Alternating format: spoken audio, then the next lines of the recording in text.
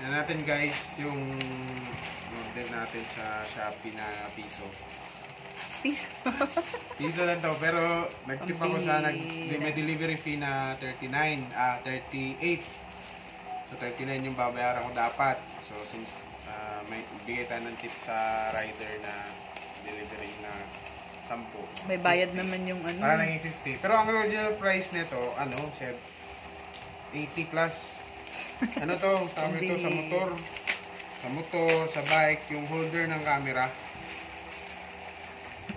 So, malabas pala yung mga piso sale na ganyan ng ano, tawag ito, pag madaling araw. Alas 12, ganyan. 50 piso sila. Pero isa-isang item lang yung pwede mong bilhin, hindi mo siya pwede yung bulto. Ang ganda kasi ito pang ano pag... Sino ka nagbabayad nito sa seller, ano? Si Shopee siguro, no? Shopee. Kasi, kailangan ba naman piso lang talaga ibenta ng... Hindi, baka siguro sa sold bakal items. Talaga siya, bakal. Sa sold items din kasi. Bakal, oh.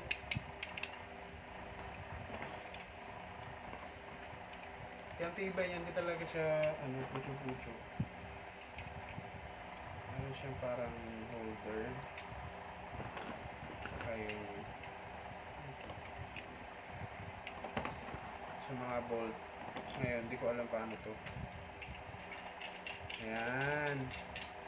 So, kaklamp yung ano dito. Cellphone. Matibay ito kasi bakal eh. Kalawangin yan. Ano matibay? Dito ito basta-basta mahahablot. Kalawangin naman yun. Hindi. Hindi ito kalawangin. Ano to eh. Yan o. Tapos hihigpitan talaga siya.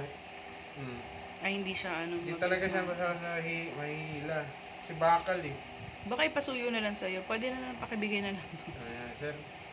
Hablutin ko yung cellphone mo. Patanggal naman. Sige. Ano ka no? Inapitize ka no? Yan. Kaso maliit yung... O hindi siya na-tilt. Yan lang. Wala pa rin. Ikaw na lang mag-tilt, mag-adjust. Kasi dapat nakaganon to. So, kailangan ko ng...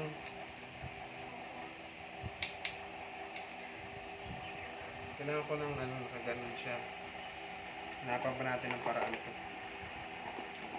Yan guys, piso sale. Alas 12, alauna. Ganyan. Nakakahanap kayo ng piso sale sa Shopee. Ano yun?